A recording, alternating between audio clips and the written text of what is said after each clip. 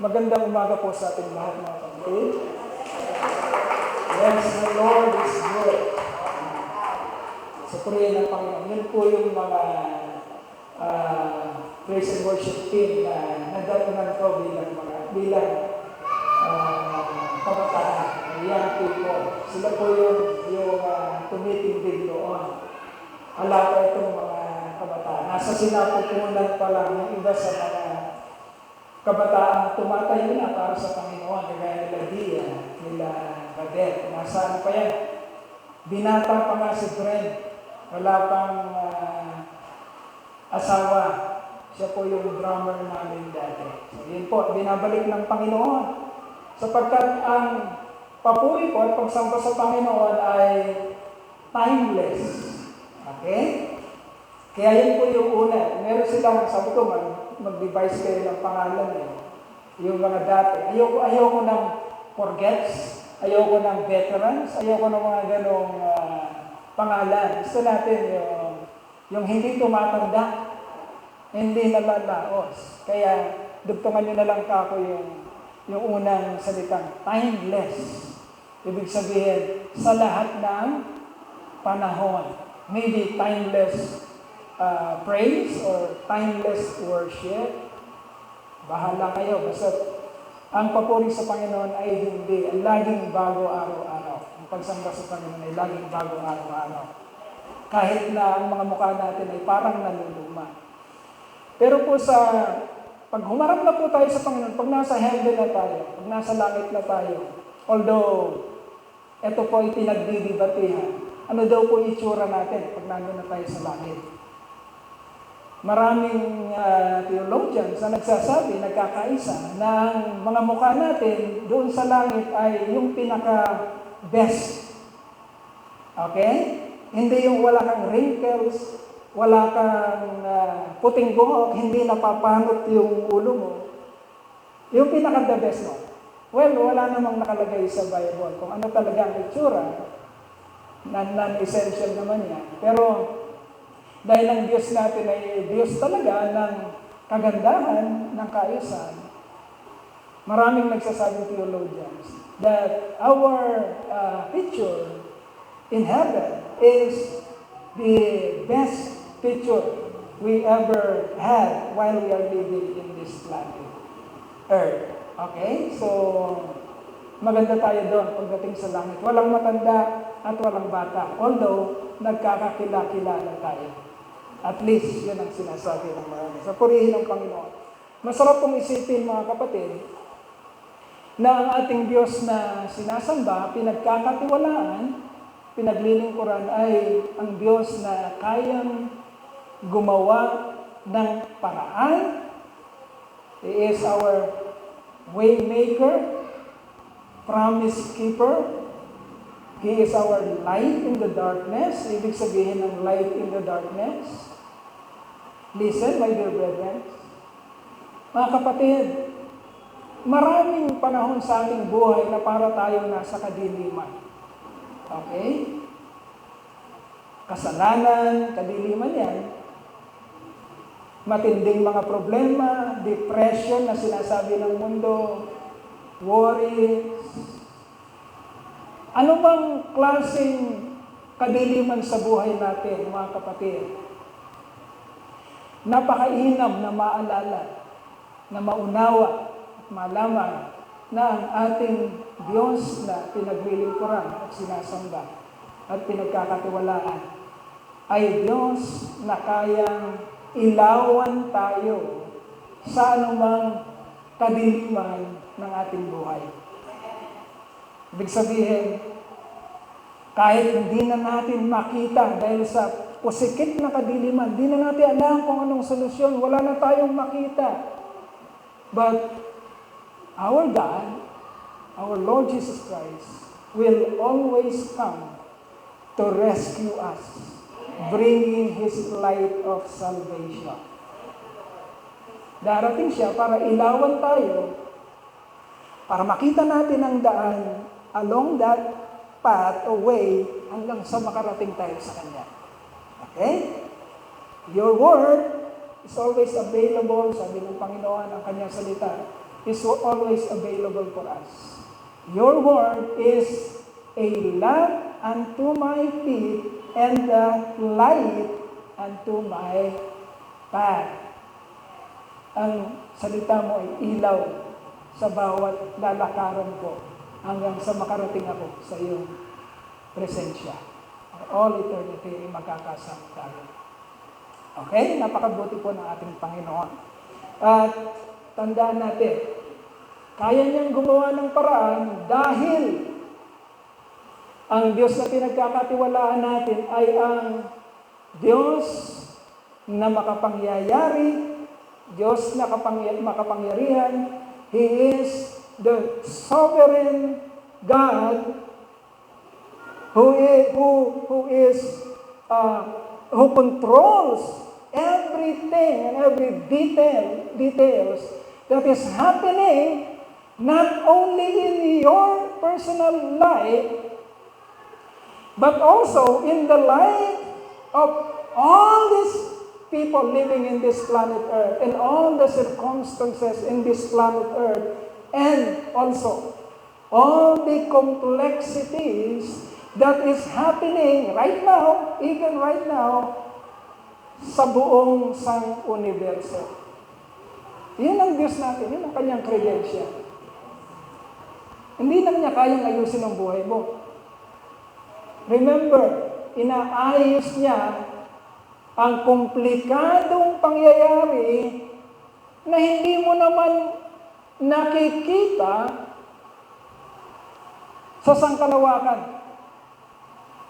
Pero ito'y under ng control ng Diyos na pinagkakatiwalaan mo, brother, na pinagkakatiwalaan mo, sister. Yan ang Diyos mo. Okay? Kasi ang tatalakayin natin ngayon, mga kapatid, ay ito na yung panahon. Most of us, sumusubaybay tayo, mga kapatid, sa serye ng buhay ni Joseph. Alam natin na mahaba na yung pagtalakay natin sa buhay ni Joseph at sinimulan natin ito sa maganda and then mahabang parang pangit na sitwasyon. Okay? Kailan na naginip si Joseph na sinabi niya, ilang taon si Joseph nung na naginip siya, sabi ng Biblia, sinabi niya ito sa kanyang mga kapatid, ilang taon siya? 17 years old. Tandaan niyo, importante yung mga detalye sa Biblia para magkaroon kayo ng pagkadakot, grasp sa katotohanan na gustong sabihin sa atin ng Panginoon. Na naginip siya at nagbigay sa kanya ang Panginoon ng panaginip or vision kung sino siya sa future. Okay? Kung sino si Joseph sa future. At ginawa ito ng Panginoon nung siya ay 17 years old pa lang. Teenager. 17 years old. Napakabatang Joseph. At dahil sa overwhelming feeling na nasa kanya, pinagkukwento niya ito sa kanyang mga kapatid. At hindi natuwa ang kanyang mga kapatid. Sapagkat nakikita lang kanilang sarili na parang subordinate or tagapaglingkod lamang ni Joseph. Okay? So pinakita ng Lord ang kanyang vision, panaginip kay Joseph sa edad niya 17. But afterwards, pagkayari ng napakasayang kiling ni Joseph dahil mayroong pinakita sa kanyang Panginoon, ano na ang sumunod sa buhay niya? Puro afflictions na. Okay? Puro masama nang nangyari sa kanya. After that, happiness ng pagpapakita ng Lord sa kanya ng kanyang future. He was hated by his brothers. He was plotted to be killed. He was sold to slavery. Ano pa? He was falsely accused of a crime na hindi naman niya ginagawa. He was judged without trial. ang tawag dito, hinusgahan na siya nang hindi pa man siya iniimbestigahan. And he was in prison. And then, nung nandun siya sa prison, nagkaroon siya ng mga kaibigan. Tinulungan niya mga kaibigan niya. And then, he was forgotten by his friends na tinulungan niya para maibalik sa prominence. So, napakahabang series, mga kapatid, ng buhay ni Joseph na pwede na siyang magduda. Totoo ba yung pinakita sa akin ng Panginoon? Sapagkat nagsimula ang pagpapakita sa kanya ng vision ng Lord nung siya ay 70. And now, si Joseph ay nabubulok na sa kulungan sa edad na ilan? 30 years old. So haba ng panahon na tumakbo since may pinakita ang Lord kay Joseph. 17, at ngayon nabubulok sa kulong. Akala ko ba? Prominence ang pupuntahan ko. Akala ko ba sa isang magandang kalagayan ang pupuntahan ko? Tumatanda na ako. 30 na ako ngayon. At nabubulok ako sa kulungan. Okay? 13 long years of waiting. At ngayon matutunghayan natin ang ibibigay ng Lord na opportunity kay Joseph. Sisimula na ng Lord ang pinapakita kay Joseph na pagtungtong niya sa prominence. Ang title po ng ating message is Created on Purpose for a Purpose. Okay? Created on purpose for a purpose. Okay. Our God is a sovereign God. Amen? Walang humuhulagpos sa Kanya. Walang nangyayari sa sandaigdigan at sa sang-universo na hindi pinapayagan or under the permissive will of God. Ibig sabihin, walang mangyayari mga kapatid na hindi nagdaan sa masusi at mahusay na pagpaplano ng Diyos. Okay? Tutunghayan natin ngayon lahat ng mga katanungan ni Joseph. Bakit? Anong nangyayari? God is creating everything.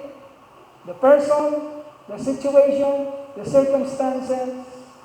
He is creating everything in purpose, on purpose, for a purpose. Ang Tagalog ng mga kapatid, sinasadyang papangyarihin ng Diyos. Kailangan pumasok sa isip niyo yan eh. Baka kasi marami kayong katanungan sa buhay. Tandaan niyo, ang Diyos niyo ay Diyos na may kontrol ng lahat, maganda at mabuti.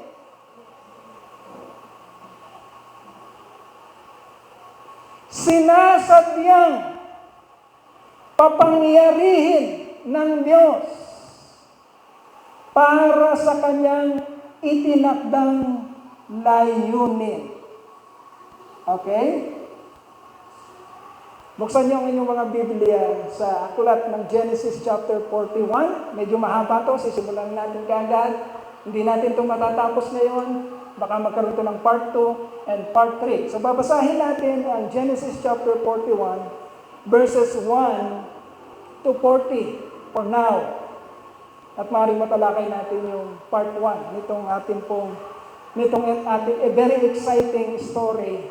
Sisimulan na ng Panginoon na ilagay si Joseph sa prominence, sa supremacy, kagaya ng itinangako niya o ipinakita niya kay Joseph. Genesis chapter 41, verses 1 to 40. Okay. We will read. Yan. Sabay-sabay po tayo mga kapatid. Basahin nyo ng mahina.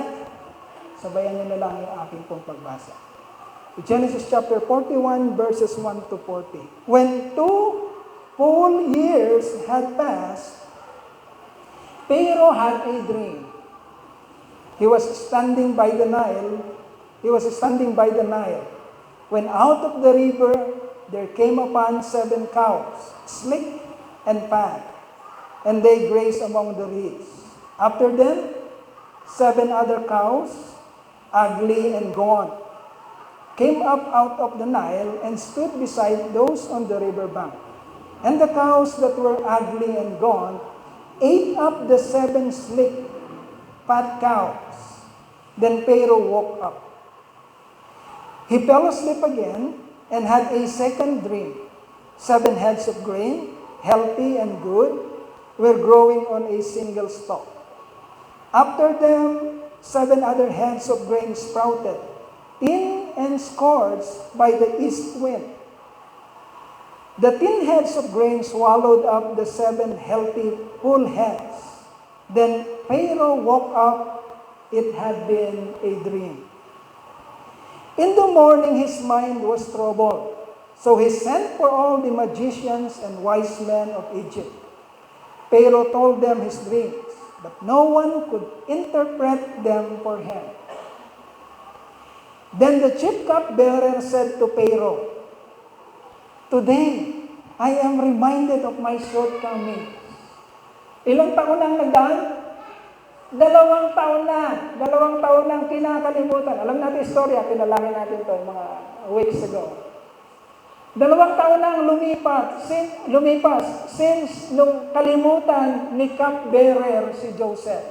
Samantalang sinasabi ni Joseph kay cupbearer na pag naibalik ka na sa posisyon na, pag nangyari na kung ano yung interpretation na sinabi ko sa dream mo, huwag mo naman akong kalimutan, pare. Wala naman akong ginawa dito masama eh. Isama mo naman ako, sabihin mo naman ako kay Pharaoh. Huwag mo akong kalimutan, pare ha. At nangyari yung interpretation ni Joseph sa dream nila cupbearer at ni Baker. And then, binaliwala na ni cupbearer si Joseph. Eto na yon. Dumating na yung panahon na ipinaalala ng Panginoon kay cupbearer yung nangyari sa panahon na ininterpret ni Joseph ang kanyang dream. So today, I am reminded of my shortcomings. Pharaoh was once angry with his servants, and he imprisoned me and the chief baker in the house of the captain of the guard. Each of us had a dream the same night, and each dream had a meaning of its own. Now a young Hebrew, okay? Sino yung young Hebrew? Si Joseph. Si Joseph noon maybe 25 to 28 kasi 2 years ang nagdaan. Okay? Maybe 25 to 28. Malamang 28 kasi 3 days lang pala yung pagitan ng dream, ng interpretation. A young Hebrew was there with us, a servant of the captain of the guard. We told him our dreams, and he interpreted them for us, giving each man the interpretation of his dream. And things turned out exactly as he interpreted them to us. Kung paano sinabi ni Joseph ang interpretasyon doon sa dream ng dalawa, ganun nga ang tunay na nangyari. I was restored to my position, and the other man was hanged. So Pharaoh sent for Joseph, and he was quickly brought from the dungeon. When he had shaved and changed his clothes, he came before Pharaoh. Now try to imagine this. After a very long time of waiting, mga kapatid, anong preparasyon ni Joseph? Nandun siya sa kulungan. Para itong mga kapatid, young people, para itong magkakaroon ka ng isang job interview na kailangan nakaprepara ka, haharap ka sa isang presidente ng kumpanya o sa manager. This time, ang haharapin ni Joseph ay ang pinaka makapangyarihan. Hindi lang sa Egypt, kasi imperyo ang Egypt eh. Pinaka makapangyarihan sa buong mundo. Of course, ang Diyos. Pero sa mga tao, yung Pharaoh o King of Egypt, ang pinakamakapangyarihan sa buong mundo sa panahon na yon. At yun ang parang mag-job interview kay Joseph. Okay, yun ang opportunity na binibigay sa kanya. Sabi dito, he came before Pharaoh. Pharaoh said to Joseph, I had a dream, and no one can interpret it, but I have heard it said of you that when you hear a dream, you can interpret it. Yun ang reputasyon na binigay ni cupbearer. Pero masyado nang late 2 years ago, di ba? Verse 16. Notice, mga young people, i-mark niyo yung, i-highlight niyo yung sinabi ni Joseph dito. Babalik-balikan yan sa buong buhay niyo. Huwag niyong kalilimutan yan. Verse 16, sabi ni Joseph, I cannot do it. Let it sink, young people, sa inyo. Yung sinabi ni Joseph. Sabi ni cupbearer, etong reputasyon niyan, napakainom niyan. Kung ano yung sinabi niyan, yun ang nangyari. Ito na ngayon yung job interview ni Joseph, nakaharap siya sa hari. Sabi ng hari, sinabi ni cupbearer, pag narinig mo daw yung panaginip, ano mang panaginip, sasabihin mo na kagad kung anong interpretasyon at mangyayari yun. Anong unang sagot ng ini-interview? I cannot do it. Hindi ko kaya yun. Yan ang unang-unang narinig kay Joseph. Pero, paano binaling ni Joseph ang istorya? Yan ang importante sa ating lahat. Lalo na young people. Yan ang dapat ma-realize nyo sa inyong buhay para mapunta kayo sa prominence. Okay? I cannot do it. Joseph replied to Pharaoh. Yun ang unang-unang salita na binigkas ni Joseph sa harap ng Pharaoh. Naghahanap si Pharaoh ng isang maalam na magsasalita sa kanya kung ano yung kanyang panaginip, pero ang unang salita ni Joseph, I cannot do it. Okay? And then Joseph replied to Pharaoh, I cannot do it, but God will give Pharaoh the answer he desires. Then Pharaoh said to Joseph, in my dream, I was standing on the bank of the Nile, when out of the river there came up 7 cows, fat and sleek, and they grazed among the reeds. After them, 7 other cows came up, scrawny and very ugly and lean. I have never seen such ugly cows in the land of Egypt. The lean, ugly cows ate up the 7 fat cows that came up first. But even after they ate them, no one could tell that they had done so.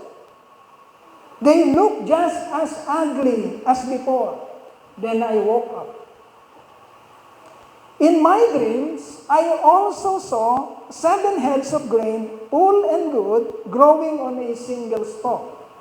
After them, 7 other heads sprouted, withered and thin and scorched by the east wind. The thin heads of grain swallowed up the 7 good heads. I told this to the magicians, but no one could explain it to me. Okay? Tingnan niyo yung trabaho ng Lord. Mamaya ipapaliwanag natin. Sinabi ko na ito sa lahat ng mahuhusay na nagsasabing mahuhusay sa kaharian ko Sinabi ko na lahat sa kanila, I am troubled, pero wala man isa sa kanila ang nakapag-interpret ng panaginip ko. Then Joseph said to Pharaoh, ito na yung ini-interview para sa posisyon. 30 years old, Joseph. Then Joseph said to Pharaoh, the dreams of Pharaoh are one and the same. God has revealed to Pharaoh what he is about to do. Tandaan nyo hindi nagyayabang si Joseph Laging nasa salita niya ang God will tell you ano ang mangyayari. God, not me, I cannot do it, but God. The 7 good cows are 7 years, and the 7 good heads of grain are 7 years. It is one and the same dream. The 7 lean, ugly cows that came up afterward are 7 years. and so are the 7 worthless heads of grain scorched by the east wind. They are 7 years of famine. It is just as I said to Pharaoh. God has shown to Pharaoh what he is about to do. Joseph did not say, I have told you, Pharaoh, what is about to happen. I have told you, hindi sinabi ni Joseph yan. God has shown to Pharaoh what God is about to do. Kung anong mangyayari sa future. 7 years of great abundance are coming throughout the land of Egypt. But 7 years of famine will follow them. 7 taong kasaganaan, matinding kasaganaan. Ngunit, ang kasunod nun, 7 taong famine, paggutom, tagtuyot. Then all the abundance in Egypt will be forgotten, and the famine will ravage the land. The abundance in the land will not be remembered, because of the famine that follows it will be so severe. The reason the dream was given to Pharaoh in 2 forms is that the matter has been firmly decided by God, and God will do it soon. Ibig sabihin daw na, 2 dream, pero magkapareho ng meaning. Ibig sabihin, yung sinabi ng Lord nung una, kinukumpirma niya na yun nga ang gagawin niya. Ganun din ang nangyayari sa atin, di ba? Kung ano yung nakikita natin, naghahanap tayo ng confirmation, kaya sinasabi natin ito for counseling. Pinapakonfirm natin sa Lord kung totoo ba ang ating mga discernments. Okay? Twice na napanaginipan ang dahilan para ikumpirma ng Lord na totoo ang kanyang gagawin, kung totoo ang kanyang plano. And now, let Pharaoh look for a discerning and wise man and put him in charge of the land of Egypt. Let Pharaoh appoint commissioners over the land to take a fifth of the harvest of Egypt during the 7 years of abundance. They should collect all the fruits of these good years that are coming and store up the grain under the authority of Pharaoh to be kept in the cities for food. This food should be held in reserve for the country to be used during the 7 years of famine that will come upon Egypt, so that the country may not be ruined by famine. The plan seemed good to Pharaoh. Okay, gusto ko mapansin niyo, young people. Pagkatapos, ibinigay ng Lord ang interpretation kay Joseph at sinabi niya to sa Pharaoh. Ang kasunod nun, nagbigay ng strategy si Joseph sa Pharaoh. Pharaoh is the king of the land, not only Egypt, sa empire, sa buong mundo. Listen very carefully. Hari ito, yung kaharap niya. Pag nagkamali ka dito, pugot ka ng ulo, kagaya ng ginawa niya sa chief baker niya. Okay? Yun ang kaharap ni Joseph. Anong preparasyon ni Joseph para sa taktika o sa sistemang sinasabi niya? Meron ba siyang preparasyon? Saan siya naandun? Saan siya hinugot? Sa ano ba? Sa Harvard ba o sa Oxford? Saan hinugot si Joseph? Sa kulungan. Imagine that. Ang makikita natin. Bakit ganon katalino si Joseph? Hindi naman niya alam ang dream. Hindi naman niya alam ang mangyayari. Hindi pa rin binibigay sa kanyang interpretation kapag hindi niya naririnig ang dream. Wala pa siyang alam. But now, eto yung ini-interview para sa posisyon at sinasabi niya impromptu kung anong mangyayari. Impromptu. Ibig sabihin, ngayon yan lang narinig. Ngayon din sinupply ng Lord ang katalinuhan kay Joseph. No preparation.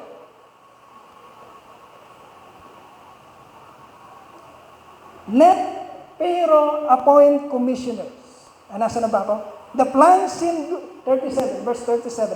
The plan seemed good to Pharaoh and to all his officials.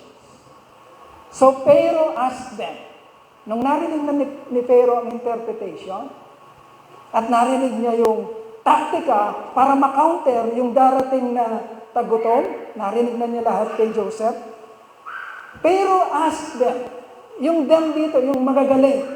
Nasa kaharian siya, napapalibutan siya ng mga alipores, ng mga cabinet members na magagaling, tinanong niya silang lahat. Pero ask them, can we find anyone like this man, Joseph? Can we find anyone like this man? One in whom the Spirit of God. One in whom is the Spirit of God. Unbeliever si Pharaoh. Unbeliever si Pharaoh. Gagawin niya kung anong gusto niyang gawin. But God created trouble in his mind and in his heart. On purpose. Para may launch ng Lord ang pinipreparan niyang Joseph. Okay? Can we find anyone like this man? One in whom is the Spirit of God. Walang kumikibo. Wala kasing nakakaalam dun eh. Kung anong, meron ba tayong makikita? Wala nang makapag-interpret eh. Eto ngayon, hindi lang nag-interpret, nagsalita pa nagsabi pa ng strategy. Paano ika-counter yung problemang darating? Walang makapagyabang doon. Walang, ako, o siya, o kami. Walang magsabi ng gano'n. Nung walang kumikibo, then Pharaoh said to Joseph, kita niyo yung God-given opportunity, mga kapatid. Young people, you should learn this. Then Pharaoh said to Joseph, since God has made all this known to you, Joseph, there is no one so discerning and wise as you. You shall be in charge of all my palace, and all my people are to submit to your orders. Press na press sa kulungan, mga kapatid. Press na press sa kulungan. Biglang itinindig ng Panginoon. Sinabi ng hari ng Ehipto, Joseph, wala akong nakikitang iba na mas mainam kaysa sa'yo, na ang Espiritu ng Diyos ay nabubuhay sa'yo. Joseph, ikaw na ang magbibigay ng order sa aking palasyo. Press na press sa kulungan. Tingnan niyo yung opportunity ng Lord, mga kapatid. Since God has made all this known to you, there is no one so discerning and wise as you. You shall be in charge of my palace. And all my people are to submit to your orders. Here comes the dream of Joseph. Nangyayari na ba? Lahat ay magbabaw sa'yo. Napanaginipan niya, 17 years old pa lang siya. And now here is the God-given opportunity. Sisimula na ng Diyos sa pamamagitan ng pagdideklara ng Pharaoh. Joseph, you will be in charge. And all my people will submit to your orders. Only with respect to my throne will I be greater than you. Tatapusin muna natin doon. Kasi magaganda pa yung susunod, pero kailangan madakot natin yung mga sinabi natin dito. Okay, anong title natin? Created on purpose for a purpose. Sinasadyang papangyarihin ng Diyos sa mga nangyayari para maganap niya ang kanyang itinakdang layunin noon pa man. So Joseph has to wait for 13 long years before the legitimate opportunity of the ambition, prominence given by God was realized. Nagsisimula na. Okay? 13 years. Ikaw, kapatid, ilang taon ang hinihintay mo? Kasi sinasabi ko sa hindi na siguro mangyayari. yung pangako ng Lord sa akin, hindi na siguro mangyayari. Kaya, hindi na ako aasa. Hindi ko na gagawin ng the best ko. Dito na lang ako. Not Joseph. Hindi ganun si Joseph. Si Joseph continually afflicted. Hindi naman niya kasalanan. Nagdurusa siya. But Joseph continued to do his work, excellent work. Kahit nasan siya, alipin, nakakulong, anuman, dire-diretso si Joseph, kaya patuloy pa rin na nahuhubog siya ng Panginoon. Dapat ganun tayo, especially young people. Huwag kang mamimili ng sitwasyon sa buhay mo para gawin mo kung anong nararapat. Darating at darating ang panahon mo, kapatid. And most of the time, Joseph has to wait while suffering a non-deserved and unjust afflictions caused by people whom he loved and served faithfully.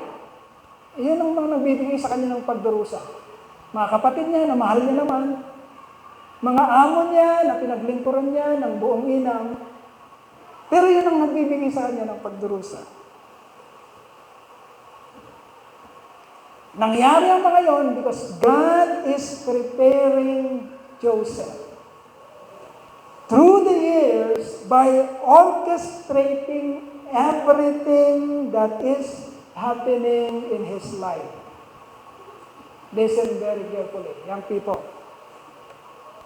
What has happened in his family, in his brothers, what has happened sa mga nakakasalamuhan niya, mga kaibigan niya, maging sa Pero, makita natin, mga kapatid, nangunguna ang Diyos, nakikialam, inaayos, ino-orchestrate ang mga pangyayari para makasapit, para makarating dun sa intended plan and purpose niya. Yan ang exciting, mga kapatid. Sa buhay nating mananampalataya. Ang exciting sa buhay nating mga mananampalataya, when you look back, you will see traces, mga kapatid, or road marks kung paano tinatrabaho ng Lord ang buhay mo para makarating ka sa kanyang intended purpose. Okay? When you look back, bakit ka lumaking ganon? Bakit ka lumaki sa ganong lugar? Bakit mo naranasan yung ganyan? Bakit nakapag-aral ka sa ganon? Bakit may nangyaring ganito sa ganyan? When you look back, makukunit-kunekta mo, kapatid, God has done something, orchestrating everything in my life para makarating ako sa ganitong kalagayan. Yun ang exciting sa atin bilang mananampalataya. Okay? Hindi mo gini-give up ang Diyos sa anumang klaseng sirkumstansya. Meron ka. Hayaan mo lang siyang magtrabaho at maiintindihan mo isang araw kapag ka nilulukbak mo na o tinatanaw mo na yung mga pangyayari, makikita mo bakit ginawa ng Lord yun. Mai-explain sa'yo ng Lord, kailangan dumanas ka ng ganon sapagkat piniprepara ka niya sa isang kalagayan ng prominence. Okay? God is preparing Joseph. Okay? His life, his family, and the world around him. God has done everything on purpose for God's ultimate purpose. God has done everything on purpose for His ultimate purpose. Okay? Nung una, para sa kaligtasan ng lipi ni Jacob, ng Israel. And then, tayo na nakakaunawa ngayon, ginawa yun ng Panginoon para i-preserve din ang planong kaligtasan niya hanggang sa atin ngayon. Yung storya ni Joseph. Okay, may tatlo tayong sequence dito. Mga kapatid, sabi ko baka hindi natin matapos. Pero exciting to.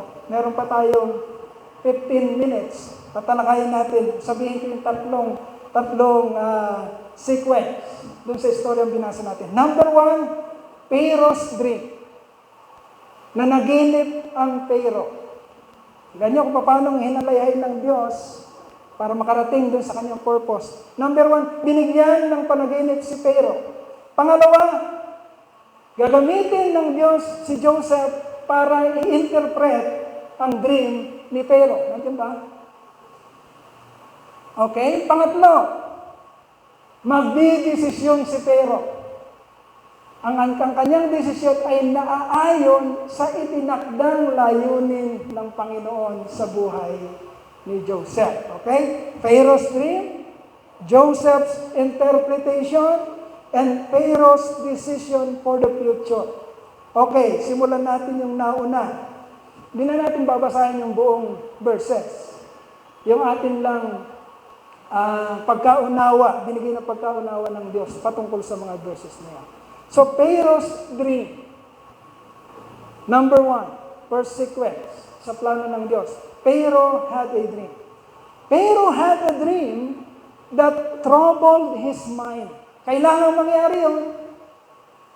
Kailangan mag-orchestrate ang Diyos ng isang troublesome na panaginip kay Pharaoh bilang hari.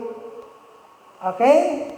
Kailangan matroubled ang kanyang puso at isipan. So Pharaoh had a dream that troubled his mind. And so Pharaoh summoned all the magicians, all the wise men na pwede niyang i-gather sa kanyang harapan para maibsan ang kanyang troubled mind and heart. Yan, akong panaginip. Kailangan maunawaan ko to. Kailangan may mag-interpret. Tawagin lahat ng magicians. Tawagin lahat ng marurunong. Tawagin lahat ng pantas dito sa aking harapan. Yun ang unang utos. Pharaoh told his dreams, but no one could interpret this dream. Nagsama-sama na silang lahat, pero walang makapag-interpret ng panaginip ni Pharaoh. Bakit walang makakapag-interpret? Bakit? Because God is sovereign. And God is the one controlling the situation. Hindi siya naglagay ng interpretasyon sa isipan ng mga taong piling nila magagaling sila. Okay? Ang panaginip at interpretasyon ng panaginip ay nasa kamay ng Diyos. Siya maglalagay ng panaginip sa isang tao at siya rin ang magbibigay ng interpretasyon sa isang tao para mangyari kung ano ang gusto niyang maganap. Okay? Anong reputasyon ng mga magicians? O mga pantas o wise men? Magicians and wise men were common in the palaces of ancient rulers. Parang sa panahon natin ngayon, hindi lang yung presidente ng Pilipinas ang nagdi-decide. Gagawin niya, kukuha siya ng mga, papalibutan niya ang kanyang sarili ng mga matatalino. Kuno, matatalino. Na sana'y hindi nag-i-interest sa Pharaoh at sa kapangyarihan ng Pharaoh. So papalibutan ng Pharaoh o ng mga ancient rulers ang kanilang sarili ng mga taong matatalino, kuno. Para makapagplano siya kung anong kanyang gagawin sa lahat ng sitwasyon at sa lahat ng sirkumstansya. So ganun ang mga magicians. They are common in the palaces of ancient rulers. Their job description included studying everything, the sacred arts, the ancient cultures, the ancient sciences, astronomy, kung ano yung nangyayari sa kalawakan, and they perform magics, they perform divination, they are predicting the futures, they are interpreting every dreams, but this time, sa dinami-dami ng nandun, walang nakapag-interpret sa panaginip ng pero. Kailangan mangyari yun. Okay? Meron bang kapangyarihan yung mga magicians? Pag binasa natin ang Bible natin, pinalkal natin, nag-explore tayo, may kapangyarihan ba yung mga magicians sa Old Testament? Meron bang accounts na nakikita natin doon na nagagawa nila yung yung kanilang tricks? Nagagawa nila. Okay? Nakita natin yung kay Moses sa Exodus. Nakita natin sa Exodus chapter 7, specifically verses 11 and 12. Meron silang kapangyarihan. Pero ang kapangyarihan nila ay nanggagaling kanino? Sa Diyos ba? Kay Satan, satanic. Kaya nga kinain ng ahas ni Moses yung mga ahas ng mga magician. Pinapakita doon na ang kapangyarihan ng Diyos ay lalamunin lang gano'n man kadami ang kapangyarihan na pinapakita ng kaaway. Kakainin lang lahat yun. Okay? Yun ang interpretasyon. No? Kinain lang ng ahas ni Moses ang lahat ng mga ahas ng mga magicians na nilagay nila sa harapan. Okay, meron silang kapangyarihan, pero ang kapangyarihan nila ay galing kay Satan. Now, bakit nila na-interpret? Samantalang may kapangyarihan sila galing kay Satan. Para sa kalakasan niyo mga kapatid, Satan's power is not at par sa kapangyarihan ng Diyos. Pag sinikreto ng Diyos, hindi kayang kalkalin ni Satanas. Tandaan niya, kaya maging matalino kayo mga kapatid. Hindi kayang kalkalin ni Satanas ang sikreto ng Diyos. Wala siyang ganong kakayanan. He is not omniscient like God. Wala rin foreknowledge si Satan. Okay, yung papayag, natalo kayo ni Satan. Greater is He who is in you than he that is in this world. Okay, yung papayag mga kapatid, natalo kayo ni Satan. Paniwalaan niyo yung kinanta ng mga timeless worshipers. Anong kinanta nila? Wag mong. Wala makapag-interpret. All the wise men, all the magicians of the kingdom of Egypt has no answer to Pharaoh's inquiry. Now the cupbearer, sa verse 9 to 13, binuksan na ng Lord ang kanyang isipan. Alalahanin mo na si Joseph. Panahon na para magsalita ka. After 2 years, nagsalita na si cupbearer. The cupbearer remembered Joseph at the right moment. Sinasadya ng Lord. Okay? Bakit sinasadya ng Lord? Si Joseph isang araw, mga kapatid, mapitindig sa prominence. Pinakamakapangyarihan siya. Imagine niya ito. Kung ito'y nangyari sa pamamagitan ng mabilis na pag-aalaala ng cupbearer kay Joseph, nabalik si cupbearer sa paglilingkod sa hari. And immediately, antimano, binulong kaagad ni cupbearer sa hari. At napunta agad sa prominence si Joseph. Mga kapatid, may utang na loob si Joseph kay cupbearer. Okay? Hindi nangyari yun. 2 years para makita natin na hindi si cupbearer ang naglagay kay Joseph sa prominence. Ganon din sa atin ngayon. Sa anumang eleksyon, sa anumang prominence. Ayaw ng Lord na nakikiutang na loob ka sa tao, kundi sa Kanya lamang. Para magampanan mo kung ano yung nararapat mong gampanan. Okay? The cupbearer remembered Joseph at the right moment. 2 years had passed. And introduced or referred Joseph to the king of Egypt. Dahil wala nang pwedeng mag-interpret, medyo nangangamba na si king, si hari.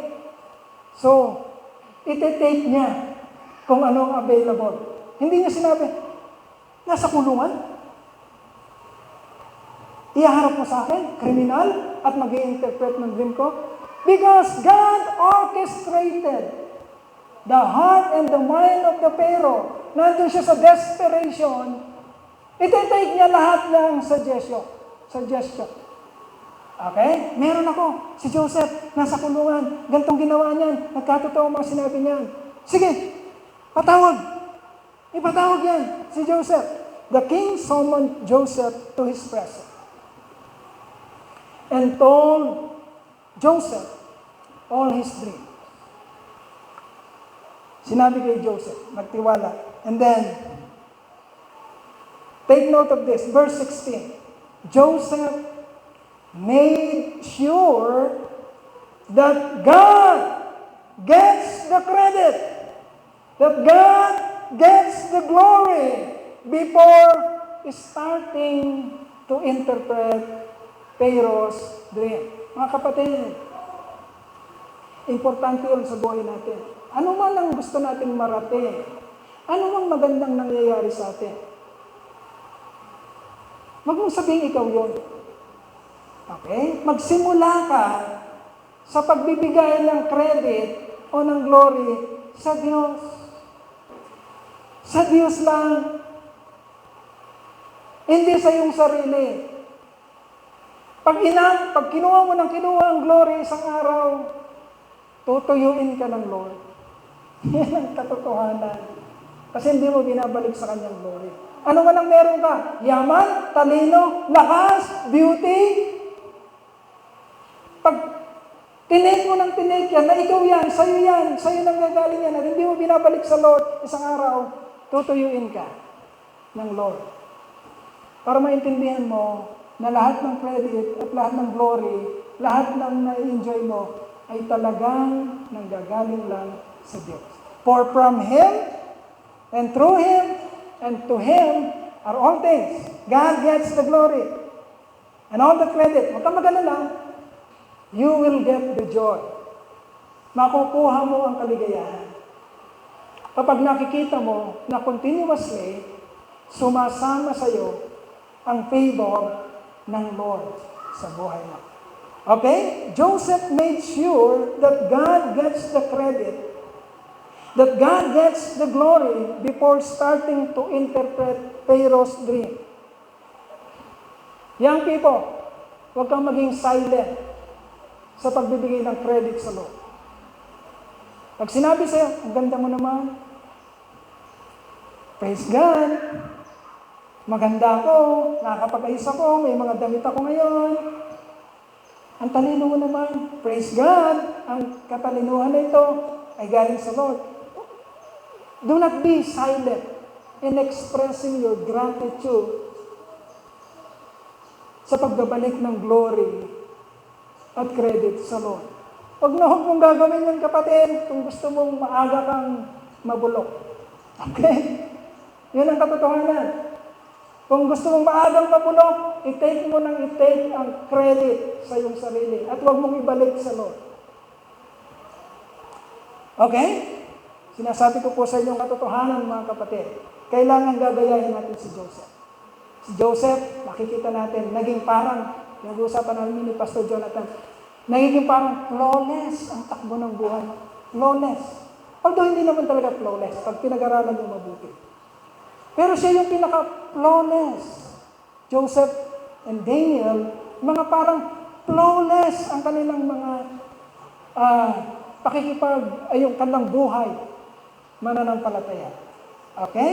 Kasi lagi nilang binibigay ang credit sa Panginoon. Hindi na antala nung sinisimulan na ng Lord ang glory na para sa Kanya sa pamamagitan ng buhay ng mga pinili niya. Okay? So, anong learning natin? Magwawakas muna tayo dito. Hindi natin itutuloy ang third part. Anong learning natin? Joseph's opportunity came when he least expected it. Imagine niyo, 2 taon na siya sa kulungan. Kinalimutan na siya ni cupbearer. Parang wala na. Hindi siya nag-i-expect. Pero nagdidire-diretso siya sa mahusay na trabaho sa kulungan. Hindi siya nag-i-expect. And then, yung plano ng Lord na i-lift na siya, hanguin na siya sa ganong kalagayan, at itindig siya sa prominence, ay dumating na. But Joseph is not expecting that. When he least expected that, it came. Ang tanong, was Joseph prepared or not? Okay? Nung dumating ang job interview, Napahapyawan natin to kanina. Nung dumating na yung job interview sa pinaka-importanting tao sa mundo nung panahon na yun, pinakamakapangyarihan. Nung dumating yung opportunity na yun, ang tanong, nakaprepare ba si Joseph o hindi? Nag-review ba siya? Marami ba siyang ni-review? Nasa kulungan siya. Okay? Joseph, listen very carefully, young people. Joseph's preparation was his right and very close relationship with God.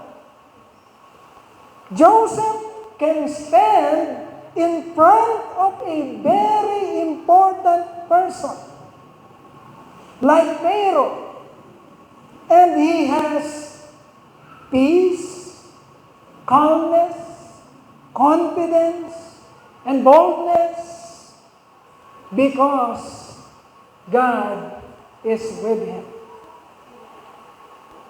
Hindi siya nangangatog, pero anong sasabihin ko? Pero, king, hindi siya nangangatog. Joseph is very bold. Why? Ikaw nga ang pinakapangyarihan sa maliit na mundong ito. Pero taglay ko, ang pinakamakapangyarihan sa lahat, na may control ng lahat ng bagay. Alam ni Joseph yon? Alam mo ba yon, kapatid? Sa iyong sarili. Joseph can stand in front of a very important person like the Pharaoh, and he has peace, calmness, confidence, and boldness because God